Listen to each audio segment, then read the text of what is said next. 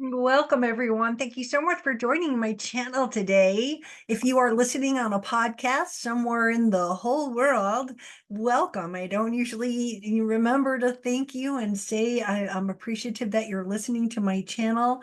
And if you're listening on YouTube, please remember to subscribe and add a comment because I really love to interact with people. So my name is Tracy Malone. I am the founder of NarcissistAbuseSupport.com. I am an international narcissist abuse coach and a divorce coach as well. So I am the author of Divorcing Your Narcissist and a whole bunch of journals. I've got 30 different healing journals for you. And I've been building resources for so long for my website and for my clients that it's all pretty much on my website. So go get some help if you are looking for answers about narcissistic abuse. NarcissistAbuseSupport.com.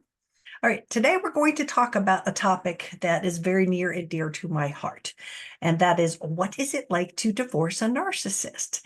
And while this is sort of on the beginning level scale, like you probably know this. If you're already divorcing a narcissist, you probably know all this stuff. But knowing what could come is really your best defense. That's what my book was about. It's called Divorcing Your Narcissist. You can't make this shit up. And it has 3,000 different people's stories, compilation of them, and 26 experts in the field saying, these are my best tips for you to divorce a narcissist. So, what we have to learn, first of all, is that divorcing a narcissist is on a spectrum. There are many factors that determine how bad it's going to get. Again, there are covert, there are overt, there are grandiose, there are narcissists that are so venomous that they would like you dead. And, what I look at in the spectrum, though, is I call it the dumpy and the dumper in my book. If it was your decision, you have a lot more power than if it was their decision and suddenly it's thrust upon you. So understanding, that you were dumped and you were the one, you've got a lot more work to catch up because the narcissist has been planning this in their mind, thus the dumping, right? But at the same time, you're in trauma, you're in shock, I don't know what happened. How did we get here? I don't understand. I thought everything was okay. You're in that shock. So you've got the added element and the added hurdle to kind of get over and learn to get past in order to be able to be battle ready. And the other thing is a spectrum part of rich to poor. I have a chapter in my book that talks about the rich narcissist and how they tend to want to protect what's theirs in their mind. And they are the ones who often hide the money more often, don't deliver any kind of documentation or discovery. And they tend to make things worse. They will go to court. I have people that are divorcing rich narcissists that every divorce decision goes to an appellate court, paying the wife support. Well, let's appeal that. That is the level because they've got the money to take you to appellate court so that you wait another year for potentially alimony, right? So there's a big difference between a rich and a poor narcissist. A poor narcissist, on the other hand, often marries somebody, male or female, that has money and assets, and they are dependent on them. And so the poor narcissist is out for your money, right? So if you're the one that is the breadwinner, that's the deal here. They are going to fight like a rabid dog to get your money. Also, other things that are important in the spectrum is how long were you married? A 2-year marriage is not the same as a 40-year marriage. And there's a lot more assets in the longer divorces and older divorces, older marriages, if you would, right?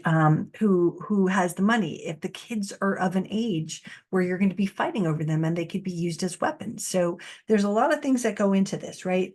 And then there's a spectrum of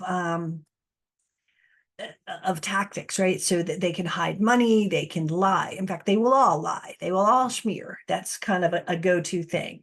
But the extreme sort of levels that they go to is in order to maintain their goal is to get more time with the children because they think you're stealing it or they think you're not able to take care of the children the right way, they're gonna fight.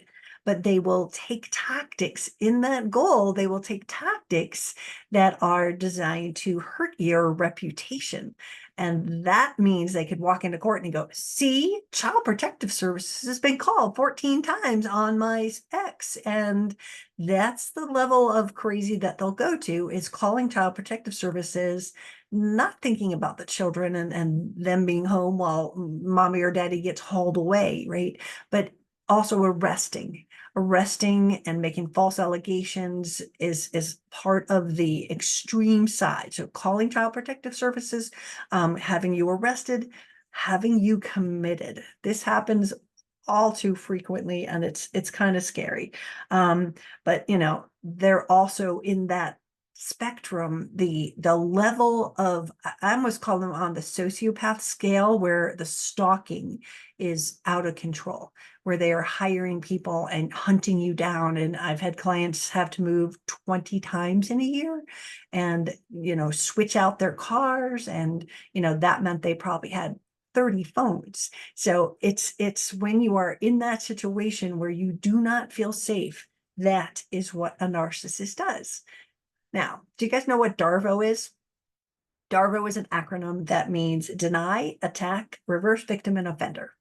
And that's pretty much all that all narcissists do, is to use that, where it's not them, it's you. So they're going to reverse it, right? And they're going to deny they did anything. They're going to attack you as the bad guy. And then they're going to make everyone think that you were the bad guy abusing them.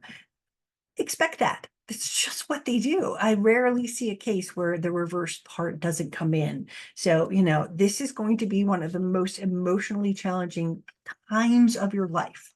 And, if we look at what the biggest challenges are in divorcing a narcissist, it's probably coming to terms with the person that you were married to isn't who you thought they were. I think that is what people struggle with the most, because you thought they were this person, and then all of a sudden they're doing this, right? Learning about all the deceit that has been there all along is another huge blow for you, right? If you are now in discovery and you're finding out that money's been shipped offshore for 20 years, it's going to hit you really hard. And you're also going to have the challenges, in the lack of empathy. Narcissists have no empathy, right? So it's not just a lack of empathy for you, it's a lack of empathy for what they're doing to the children.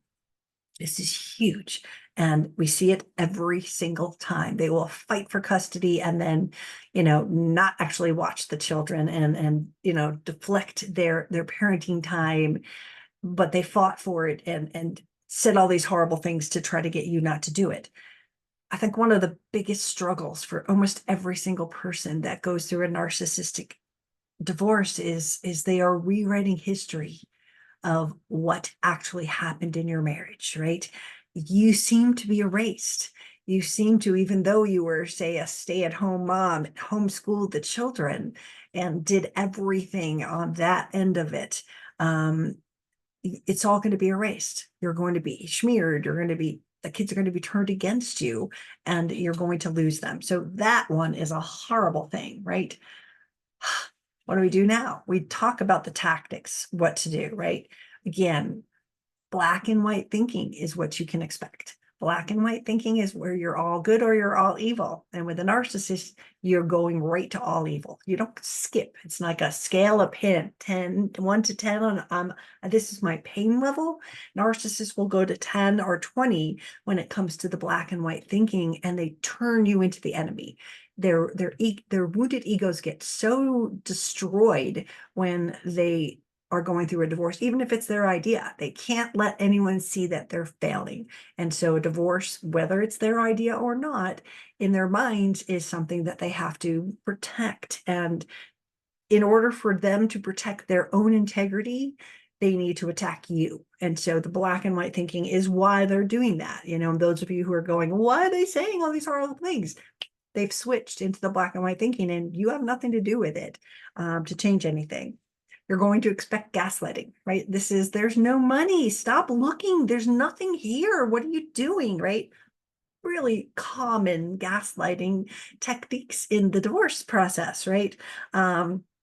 They will lie to you and tell you things like, if you divorce me, then you'll never see the children again. And the house is not yours. I made all the money. You don't have any rights to it. These are the things that are common in the gaslighting arena. So expect them, understand them. I have a whole chapter on gaslighting in divorce, and I'm about to do a free webinar on gaslighting in divorce, because you need to understand the things that they're doing are gaslighting, because it takes off some of the pain and some of the guilt that you might be struggling with if you understand, oh, they're just deploying a tactic. It's like playing chess. They just move their pawn, right? So understanding these things are important. Financial tactics that you can expect are cutting off the money. I'd say about 70% of the people end up being cut off, and hiding assets is always running up the legal bills just to hurt you. And this comes in with that rich narcissist, where they will file motion after motion after motion, so that you have to defend yourself. And it's a game, because they've got the money. They don't care how much they pay their lawyer. In fact, they'd rather pay their lawyer than pay you one red penny, because this is the way they work. It is not about them keeping the money. It's about them not getting any money to you. So keep that in mind. I've had a lot of the more deviant ones ring up credit cards, or actually take out credit cards in your name, and you don't even know they exist. So first thing, go please check your credit report, because so many people have like gone and went, I don't have these credit cards. And then you find out, you track them down and you go, oh my God, there's $100,000 on these cards. Who bought what? And then you're fighting that battle to try to get these things figured out, and you're being distracted from the divorce. So it's a distraction tactic, right? And they will also run up credit cards that are joint cards. So don't think that that's not safe, right?